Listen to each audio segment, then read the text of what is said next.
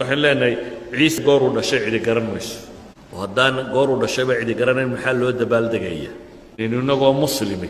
oo u dabaaldegno ciid wathaniya oo wadaadadii kristanka qaybo badan oo kamid ah ay leeyihiin waa ciid wathaniya ciid xataa ciise dhashay ma oo si kale hadaynu u nidhaahno been abuura waana hayn maalintii ciise dhashay siday u badan yihiin warka ay qorayaan maxaa loo dabaaldegaya markaa ma waxaad dabaaldegaysaa maalin ay qaar intay been abuureen oo bidca agtooda ka ah haddana ay leeyihiin ilaah baa dhashay iyadoo ilaahay leeyahay waqaalu ittakhada arraxmaanu walada laqad ji'tum shay-an idda takaadu asamaawaatu yatafatarna minhu watanshaqu alardu watakhiru aljibaalu hadda an dacuu lilraxmaani walada wamaa yanbagii lilraxmaani an yattakhida walada xadiidka saxiixaana uu nebigu leeyahy calayhi salaatu wasalaam ilaahay baa wuxuu yidhi aadanuhu ina aadan wuu icaayaa waanu ibeeniyaa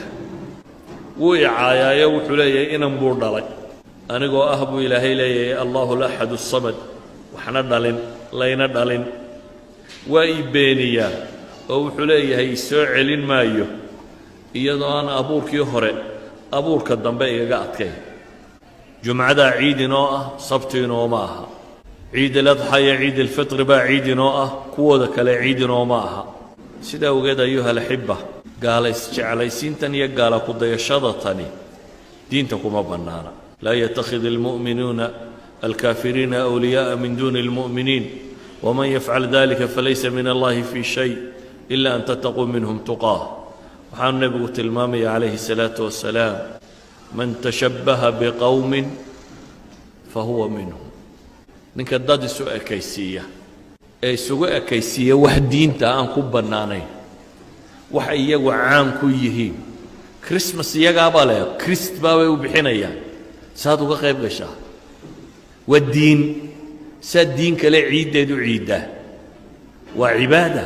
saad cibaado diin kale u samaystaa idan ayuha alaxiba waxaan ku soo koobayaa uun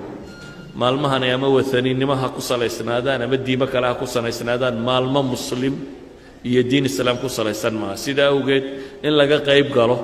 sinaba uma bannaana sala allahu calaa muxamedin wala alihi wasaxbihi wasallam